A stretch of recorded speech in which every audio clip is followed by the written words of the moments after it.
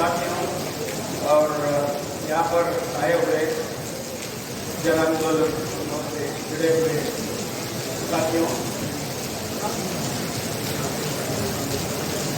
मुझे खुशी हो रहा है कि इस बार भी मुझे यहाँ पर आने का मौका मिला है।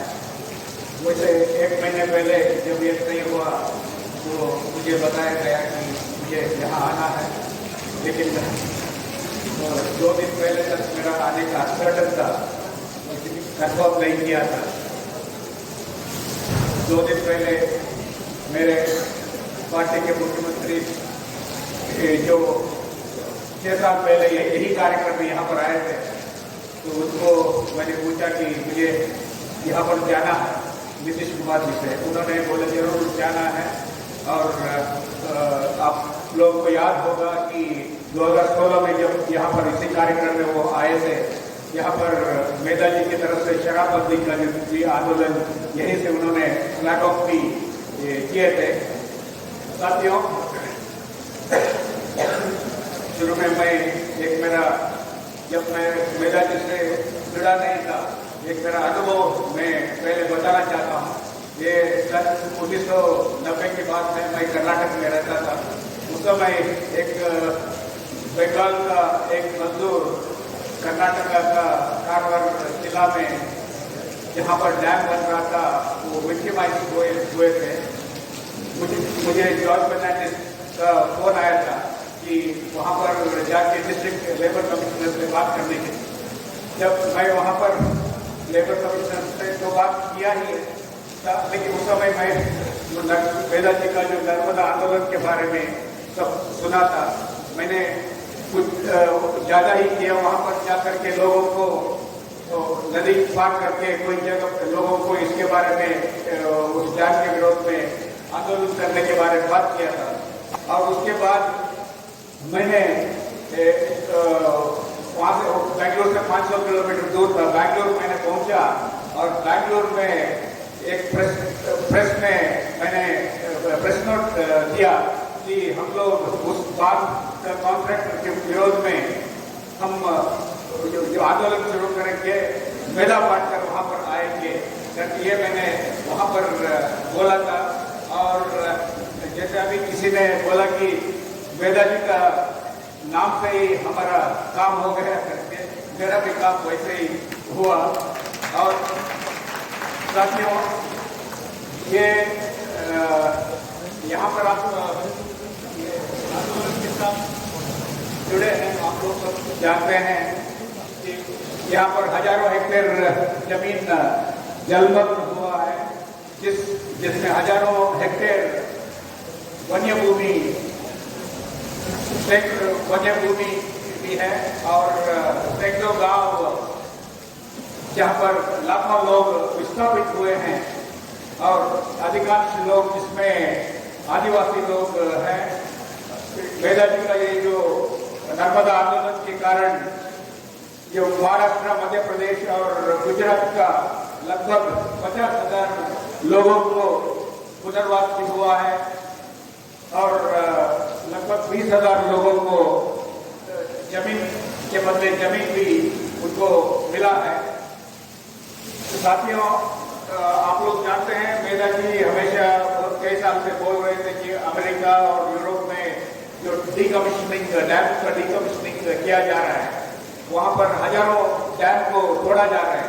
लेकिन यहाँ पर आप मेधा जी का स्ट्रगल के कारण ही पिछले 2 साल पहले ये तो नदी संरक्षण के बारे में तो कानून बना नहीं, लेकिन डैम संरक्षण के बारे में या डैम का सेफ्टी के संबंध में एक बिल एक्ट पास हुआ है। साथियों, अभी हम लोग के बीच में गुजरात के साथी जो आए थे, वो उन्होंने बोले थे जिस कारण से ये डैम बनाया जा रहा है, वहाँ पर लोगों को पानी नहीं पहुंचा है करके सरकार क्लेम करता था कि 8,000 लोगों को वहाँ पर पानी देने के जो वादा किए थे, लेकिन ये वादा पूरा खोखला है और मेधा जी ने इन लोगों को एक्सपोज भी किया है। और वहाँ पर गांधीनगर, बड़ौदा इलाके में, शहर में लोगों ने पानी दिए हैं। और साथियों, ये आप लोग मेधा जी का जो स्ट्रगल के बारे में आप जानते ही हैं।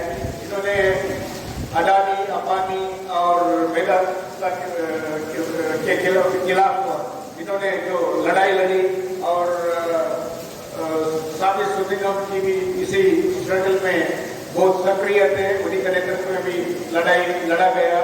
यहाँ पर हम लोग के साथ हम लोग के जो प्रख्यात वकील जो संजय पारिक जी यहाँ पर आप लोगों के बीच में है। आप लोग जानते हैं जो मेधा जी का ये सब आंदोलन के कारण कुछ लोग उनको देशद्रोही भी कहे हैं। साथियों, मैं आपको बताना चाह रहा हूँ, एक बंगाल का एक 70 के दशक में एक कपिल भट्टाचार्य नाम से वेस्ट बंगाल गवर्नमेंट का एक चीफ सेक्रेटरी थे। उस समय फराक्का डैम बनने की निश्चय हुआ था। तो कपिल भट्टाचार्य ने जो उसी समय उन्होंने बताया कि ये जब डैम बनेगा तब पूरा बिहार में बाढ़ आ जाएगी, उसको कंट्रोल नहीं कर पाएंगे, वहां पर सिल्टेशन होगी। और उस समय कपिल भट्टाचार्य के बारे में बोला गया था कि ये देशद्रोही है, ये पागल है। लेकिन अभी ये बात सिद्ध हुआ। 2016 में मेरा बिहार के मेरे पार्टी के मुख्यमंत्री नीतीश कुमार ने खुद प्रधानमंत्री को चिट्ठी लिखा है। ये बरस का बाढ़ के कारण हमारे यहाँ पर बाढ़ के कारण बहुत लोग नुकसान और जान चले जा रहे हैं, उसको बाढ़ को हटाना चाहिए, ये उन्होंने चिट्ठी लिखा है। साथियों, मैं ये सब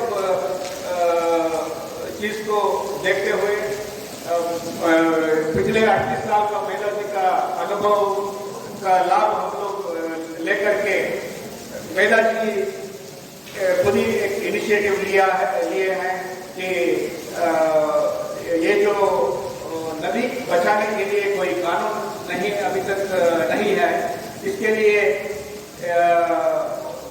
पार्लियामेंट में प्राइवेट मेंबर बिल को लाने के संबंध में उन्होंने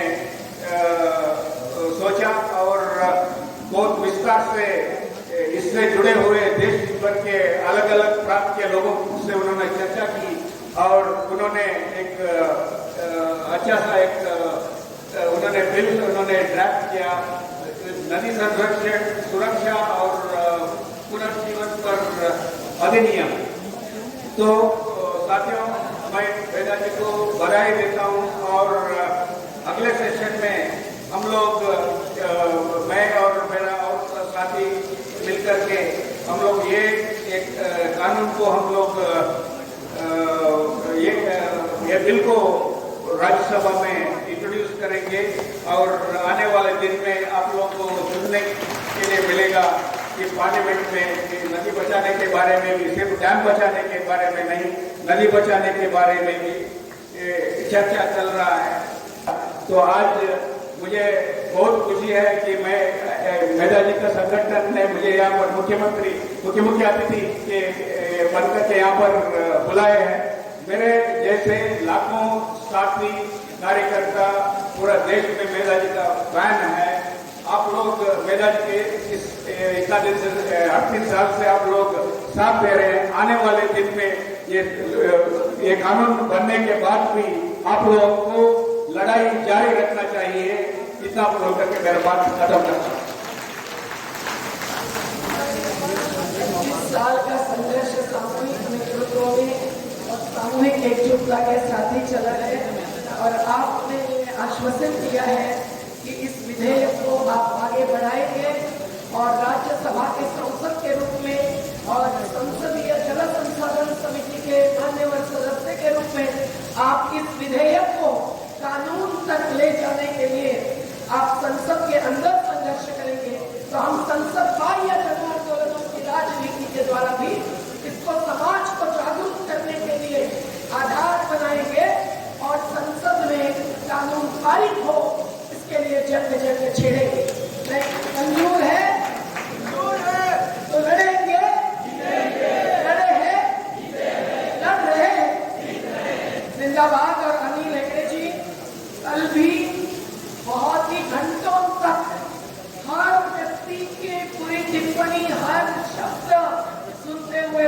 वाले ऐसे एक सादगी वाले सांसद हैं और ये हमारी प्रशंसा कर रहे हैं, वो आपकी प्रशंसा है आंदोलन की शक्ति की, और जिसमें महिला शक्ति हमारी बहुत बड़ी योगदान दे चुकी है। किसान मजदूर मछुआरे हैं, आज अगर बारिश नहीं होती ऐसी जिसने हमको जलदान तो किया है, लेकिन हमारे महिलाओं को घर में बिठा दिया है, तो नहीं तो ये तो महिलाएं ही सकते।